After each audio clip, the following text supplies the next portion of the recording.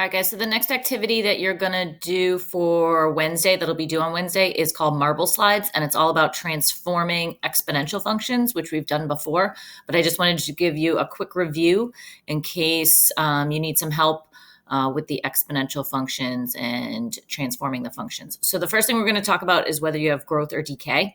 So if you have a curve that is exponential growth, the base of the exponential function, which we're going to look at in a second, has to be greater than 1.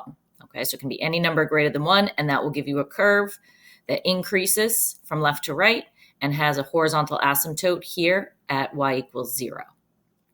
Now, if you have a decay function, so an exponential curve that decreases from left to right, that would be where the base is smaller than 1, but still greater than 0. So a positive number, but that's less than 1. So a fraction or a decimal, like 1/2 or 0.2 or 3/5, all right, anything like that.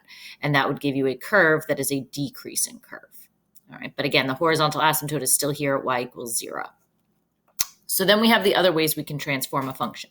So this is our most general way of writing our exponential function with our base, x minus h plus k. All right. So the first thing is what we just said is if the base is bigger than 1, then that means that it's a growth function.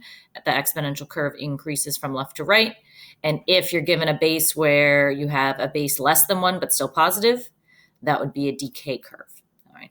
And then if we want to shift this graph left, right, up, or down, we would use our transformations. So in the exponent, the x minus h, that is a shift to the right h units. So if you want to move the graph more to the right, which is what you're going to be doing in the activity, you'd want to have, x minus 3. If you wanted to move that to the right, you'd put x minus 5 or x minus 7. Okay, you'd make this number bigger if you wanted to keep moving it more to the right. If you want to move it to the left, you want to have a positive here. And then you can keep increasing this number and keep moving it as far left as you need to. The k value, all right, when you have a plus k, that shifts the graph up. All right, if you want to shift it higher and higher, you're going to increase the value of k.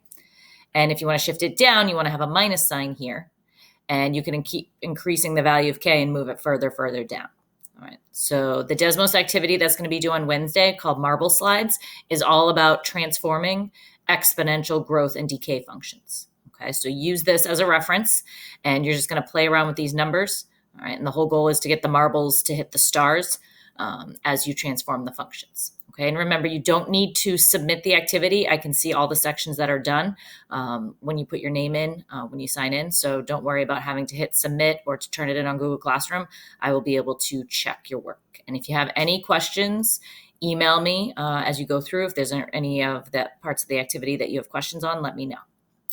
All right, guys, good luck. And again, if you have other questions about anything that we've done so far, always email me and I will get back to you as soon as possible. Okay, and I will talk to you again on Wednesday.